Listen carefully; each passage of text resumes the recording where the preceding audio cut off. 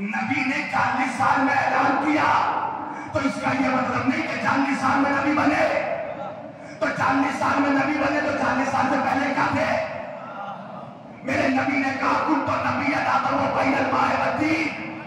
मैं उस वक्त भी नबी था जब आदम मिट्टी और पानी के दरमियान थे। कुल तो नबी आदम रूह वल जसद, मैं उस वक्त भी नबी था जब आदम रूह और जिस्म के दरमियान थे। तवज्जो कीजिएगा। तो मेरे नबी ने आकर हमें फकत अपनी नबूवत का इकरार नहीं करवाया, अपने साबका गुजर जाने वाले तमाम अंबिया की नबूवत पर भी इकरार किया। अब हो सकता है कोई सवाल करे कि हम कैसे माने? क्या आप आदम को भी नबी मानते हैं, मूसा को भी नबी मानते हैं, ईसा को भी नबी मानते हैं? मैंने कहा क्या वजह है? कि आप कलमा पढ़ते हैं मोहम्मद रसूलुल्लाह का। आप तो आदम सफीउल्लाह नहीं कहते, आप तो नूह नजीउल्लाह नहीं कहते, आप तो इब्राहिम खलीलुल्लाह नहीं कहते, आप तो मूसा कलीमुल्लाह नहीं कहते, आप तो इस्माइल कबीरुल्लाह नहीं कहते, आप तो फकत मोहम्मद रसूलुल्लाह कहते हैं। मैंने कहा मेरी जान वजह यह है कि आखिरी का इकरार पहले गुजर जाने वाले सारों का इकरार है। नहीं पता मेरा मजमा? अगर किसी को आदम से लेकर ईसा तक की नबूवतों का इकरार करना है तो जरूरत नहीं है कि आदम से ईसा का कलमा पढ़े, वो फकत आखिरी नबी का कलमा पढ़ ले। इसलिए कि जिसने आखिरी का इकरार कर लिया उसने पहले सबका इकरार कर लिया। अच्छा, अगर सबका इनकार करना हो तो कैसे करें? क्या आखिरी का इनकार कर दो, सबका इनकार हो जाएगा। अब एक बात कहना चाहता हूं, एक बात समझ में आ गई कि आखिरी का इकरार सबका इकरार है, आखिरी का इनकार सबका इनकार है। अब बात समझ में आई कि आज के जमाने में मौलवी को अली से लेकर हसन अस्करी तक 11 इमामों से कोई इख्तिलाफ नहीं, 12वें का इनकार करता है। इसलिए कि मौलवी के गले में बनी उमैया की हड्डी अच्छी हुई है। मौलवी बड़ा चालाक है, जानता है कि अगर 12 को मान लिया तो 11 को भी मानना पड़ेगा। सलावत पढ़े मोहम्मद।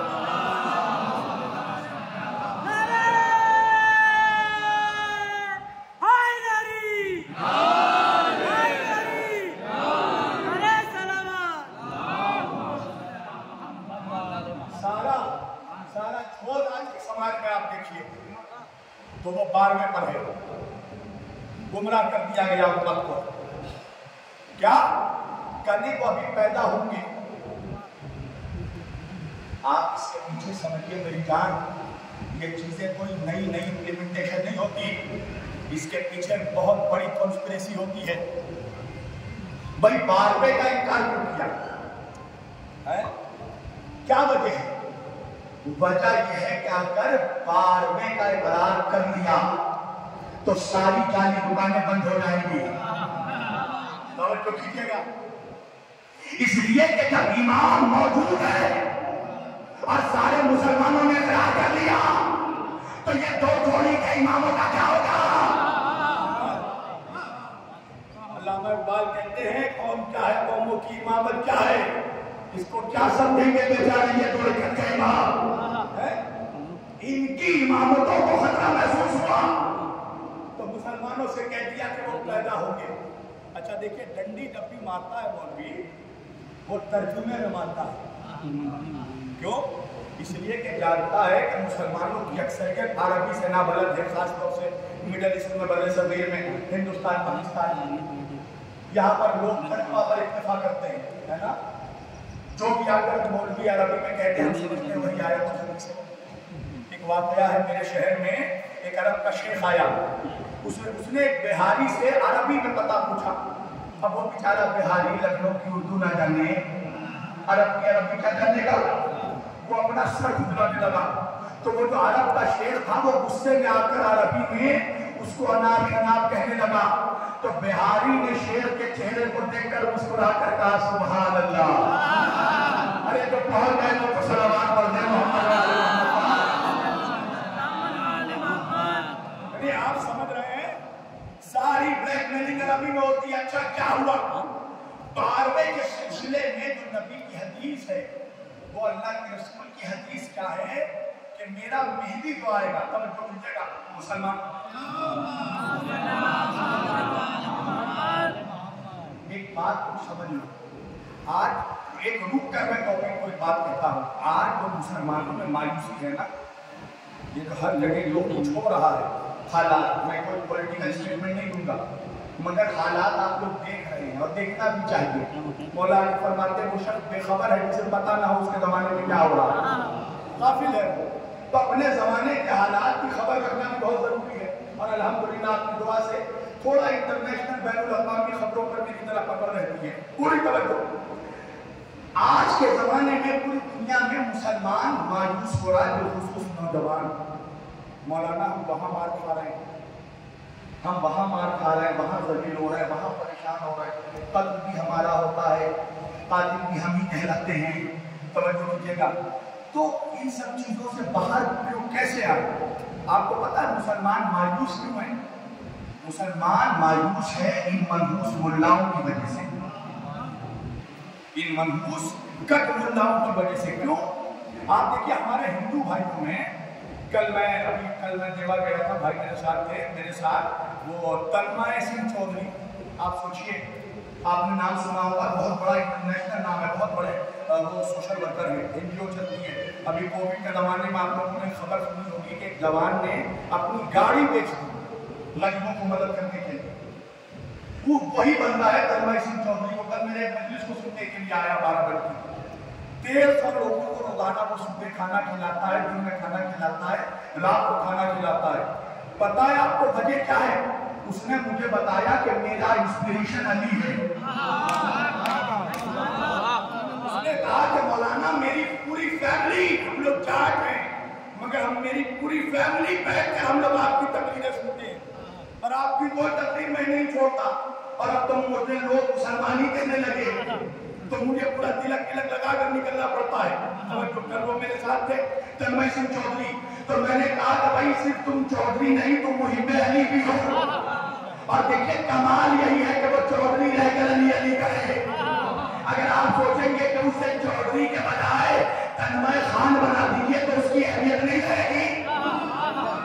अहमियत यह है कि जो जहां से अली कर रहा है करने दो, तुम्हें जरूरत नहीं है किसी को चेंज करने की। भाई स्वामी सारंग आते हैं हमारे यहाँ, आचार्य प्रमोद आते हैं, तो अब हम क्या उनसे कहेंगे कि भैया पूजा करना छोड़ोगे तो आओगे, मुस्लिम तरतीबी शुरू करोगे तो आओगे? नहीं, हुसैन किसी की जागीर नहीं है, अहले बैत किसी की जागीर नहीं है। मैंने एक जुमला कहा था कि अली से मोहब्बत करने के लिए शिया होना शर्त नहीं है, अली से मोहब्बत करने के लिए सुन्नी होना भी शर्त नहीं है, अली से मोहब्बत करने के लिए सूफी होना भी शर्त नहीं है, अली से मोहब्बत करने के लिए फकत अली होना चाहता है।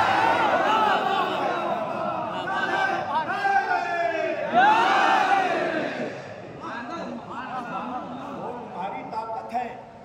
अगर कोई हमारी मजलिस में हमारा कोई हिंदू भाई आ रहा है तो जरूरत नहीं है कि हम उसका तिलक पूछे। वो हमारी ताकत है कि वो स्वामी रहकर ही अली करें। अगर हमारे बीच कोई हमारा सुन्नी भाई आ रहा है तो जल्दबाजी मत कीजिए कि उसको शिया बनाना है। ज्यादा बेहतर यही है कि वो सुन्नी रहकर अली करे, उसकी बात की अहमियत रहेगी। तवज्जो, उसके बाद क्या बदल रहेगा? शिया बन गया तो सुनेगा कौन? फिर शिया ही सुनेंगे। और अहले बैत का मैसेज है आलमी मैसेज, इंटरनेशनल मैसेज। इमाम जाफर सादिक अलैहिस्सलाम फरमाते हैं, छठे इमाम फरमाते हैं अपने जाने वालों से कि दुनिया वालों के सामने तुम सिर्फ हमारा पैगाम, हमारा मैसेज पहुंचा दो। हमारे मैसेज में इतनी तासीर है कि दुनिया खींचती हुई हमारे पैगाम आएगी।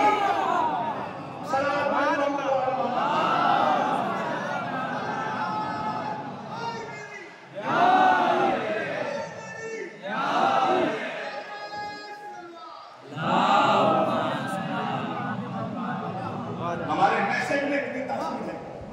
क्या ये कम है कि वो हिंदू रहते हुए भी खुद को हुसैनी कह रहा है। आज हमारे हिंदू समाज में ब्राह्मणों में हुसैनी ब्राह्मण एक कास्ट है। मेरी पूरी तकदीर है हुसैनी ब्राह्मण पर, आप लोगों ने यूट्यूब पर सुनी होगी।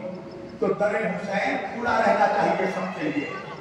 जो आ रहा है वो हमें ताकत दे रहा है, वो हमारे लश्कर का सिपाही बन रहा है। हम अपनी नफरतों से उन्हें दूर ना करें, उन्हें आने दें। हो सकता है हुर की तरह वो भी हिदायत आ जाए। हम बड़ी जल्दबाजी में रहते हैं, हर कुछ में हमें जल्दी रहती है। इत्तेहाद क्यों नहीं होता, यूनिटी क्यों नहीं होती? मुझसे बेंगलोर में पूछा गया कि भाई शिया सुन्नी बहुत कॉन्फ्रेंसेस होते हैं मगर इत्तेहाद क्यों नहीं होता?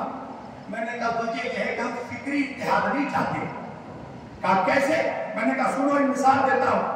मेरा जब कोई शिया भाई पहली बार किसी सुन्नी महफिल में जाता है तो सुन्नी ये चाहता है कि पहले ही दिन सर में चादर डालकर ये बाजार में आ जाए। और जब किसी तरह मेरा कोई सुन्नी भाई पहले दिन शियों की मजलिस में आता है तो मेरा शिया भाई ये चाहता है कि पहले दिन ही इसको जंजीर लगवा दे। अभी जिसने इब्तिदा में कदम रखा है उसको मंजिलें तय करने दो। एक रोज आते आते वो इंतहा में भी पहुंचेगा। समझो तो गिरामी, ये दरबार सबके लिए खुला रहना चाहिए। कोई आसान काम नहीं है हक पर आ जाना। आप एक चीज समझिए कि 1400 साल से जो साजिशें की गई है शियत के खिलाफ, अहले बैत के खिलाफ, एक जहन तैयार कर दिया गया। एक बच्चा घर में पैदा हुआ, ये सुनता हुआ बड़ा हुआ है कि शिया दूध फेंककर पानी देते हैं।